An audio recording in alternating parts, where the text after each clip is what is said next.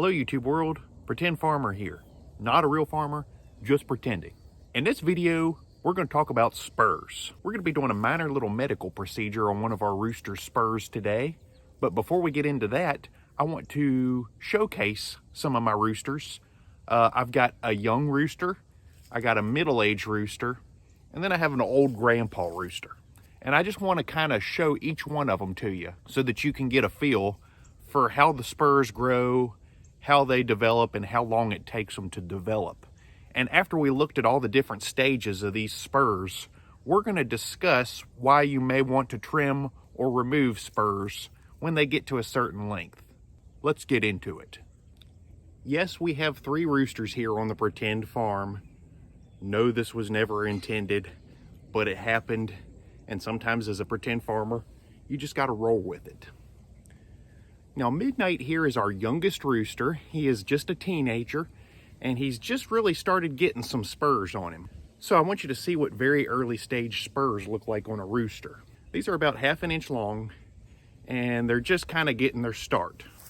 There you can see them right there. Just coming right off the back of his leg. Got a nice little sharp point on them. That's Midnight spurs. Say hi, Midnight. Okay. This is Colonel Sanders. We've had Colonel Sanders for a year or a little bit better, and he's kind of getting close to being considered a fully adult or middle-aged rooster. He's still very much in his prime. He's not a young teenage rooster anymore, but he's not an old grandpa rooster either. And Colonel Sanders is a buff Orpington. Let's take a look at his spurs. There you can see his spurs coming off the backs of his shanks here. They're about probably just a hair over 1 inch long, and that's a good practical size spur for a rooster to have that free ranges. They're very clean, they're straight, they're pointed. Now Bucky is our rooster that we're going to be working on today, and you can see why. His spurs have gotten so large and deformed, they're almost starting to curl upwards. They're well over 2 inches, probably closer to 3 or so inches long. They're curling upward, and when rooster spurs get this big, they can actually cause problems for the rooster and for the other hens. They become less of a tool and more of a hindrance. Rooster spurs that start to grow downward can cause them foot problems, as well as it can tear your hens up excessively whenever the rooster goes to mate with the hens. Simply because of the way he jumps on their backs and kind of treads his feet, it can really tear up your hens' backs. The spurs can also cause him foot problems if they're hitting the ground before the pad of his foot is. Now in this case here, his spurs are actually kind of curling straight upwards towards his butt. And it's not hard to see why this could be a problem too, because when he gets up on the roost at night, he needs to perch, and what they'll do, especially in the wintertime, is they will squat down and sit on their feet to kind of warm their toes. Kind of draws their foot up close to their body. Well, if he's doing that and his spurs are pointy like this, he's going to literally be poking himself in the butt, and it's causing him discomfort, possibly even pain, just while he's trying to sleep. So when spurs start to look like this and get this long, you need to do something with them. So yeah, after a couple months, as a rooster matures into a pullet stage, you'll start noticing these little nubs. And all roosters get spurs. They'll start out like a nub. They'll slowly grow over the lifespan of that rooster. Bucky's spurs back there that you saw that are like 3 inches long or so, he's probably a 3.5-year-old rooster, and he's never had his spurs trimmed. They just continue to grow and get longer and longer as a rooster lives on. So why do roosters even have spurs? Well, spurs are like their one fighting tool. This is their one defensive mechanism that a rooster really has as far as protecting himself and the flock. And what the rooster will do is, as a predator approaches, or as he's fighting, maybe even another rooster, what he'll do is he'll kind of jump up in the air and he'll take those spurs on the back of his legs and just kind of stab with them. And they can do some serious damage. If you free range your chickens, I'd encourage you never to remove a rooster's spurs. They need to have that for protection. So what do you do with them then? Well, like I said, we haven't done anything up till this point here on the Pretend Farm. The spurs are made out of a compound called keratin, which is essentially the ingredient that's in your fingernails. And that's really all rooster spurs are, is think of them like fingernails. But just like with trimming, say, your dog's fingernails or any animal that has nails, You trim back far enough, even on your own finger, you're going to get blood. At the base of those spurs, you have something called a quick, which is like a blood vessel. And you don't just want to go in there and just chop the spur off, because you're going to nip that quick and there's going to be a lot of blood. It'll be very uncomfortable to the rooster.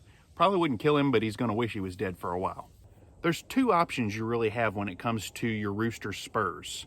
Completely removing them, which is probably the most popular option.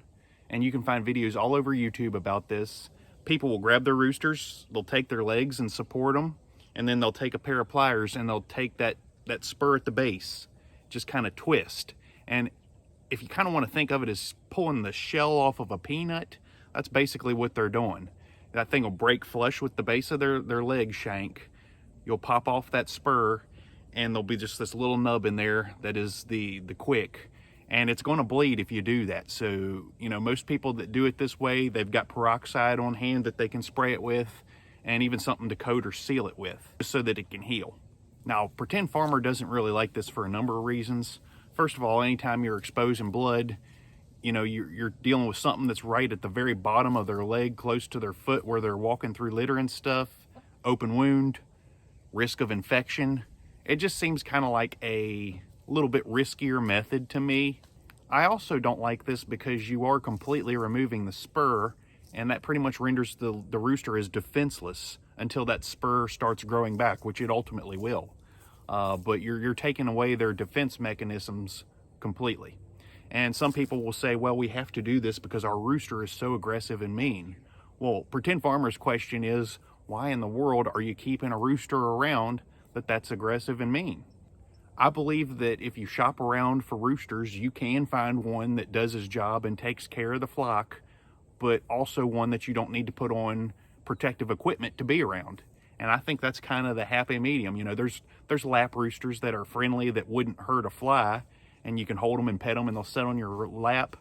That's not really natural. That's not what a rooster's supposed to do. But if that's your thing, you can find a rooster like that too. There's also really mean roosters that you can't get near without body armor. And I don't know why anybody would want one of those. Our roosters here, all three of them, are friendly towards us. They don't ever attack, and so we don't worry about removing their spurs, which is why we're going to be going with option number 2 today.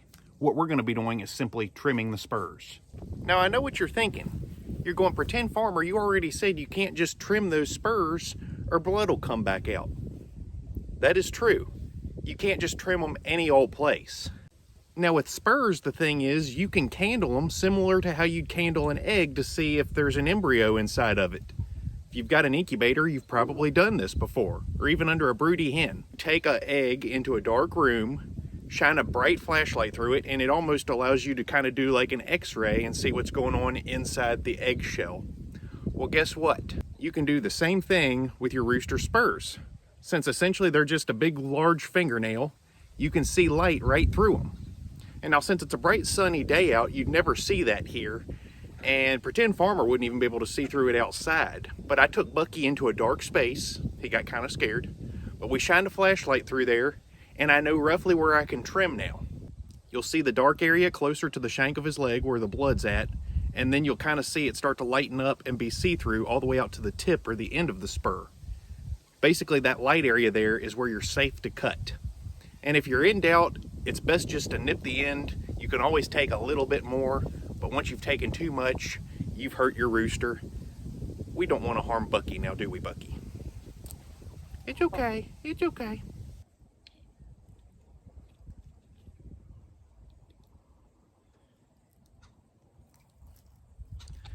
Wow, they're hard.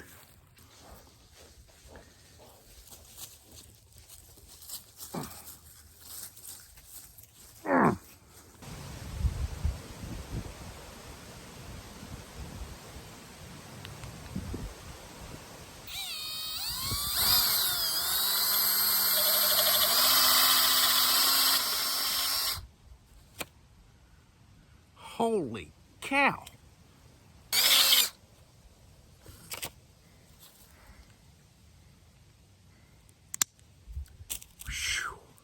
So as you can see here, the spurs have been trimmed. I'm gonna go ahead and let you go, Bucky. There they are. They kind of look like shark teeth, don't they? Starting out, I thought the easiest thing to do was going to be to use these tin snips because these were designed for cutting sheet metal or tin. And I thought, you know, they're steel.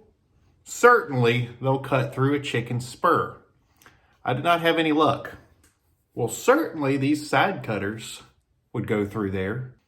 They wouldn't do it. Pretend Farmer got dog toenail cutters. I've actually seen people trim rooster spurs with these. I don't know if this is a cheap pair or if they're dull. Maybe my rooster's just super duper tough spurs on him. I don't know. But these would not go through his spurs, and he was getting really irritated. After putting my poor rooster Bucky through all that torment, I decided to go ahead and get some power tools out. And I gotta say, this is now my preferred method, is using a Dremel, or in my case, a drill, with a cutting head on it that can simply just saw down through that spur while you hold and support his leg. This cut down through his spur like butter, kind of shaved it off, very clean cut. I gotta say, this is what I'd recommend for trimming your rooster spurs. I took about 3/4 of an inch off each one. I probably should have took about another 1/2 inch off of them. I'm sure I could have afforded to. Generally, you can trim about 1/3 of the spur before you have to worry about hitting that quick or getting any blood. I just figured since it's my first time, still didn't have a good plan, and I had to go through so many tools to finally find the one that worked. By then, Bucky was getting kind of stressed out, and I just wanted to go ahead and get this process over with for the poor guy. So I picked a spot that I knew was safe, chopped down through each side. We're good to go. That'll get him through a couple months, and then when I go back to do this again, I'll have a definite plan in place.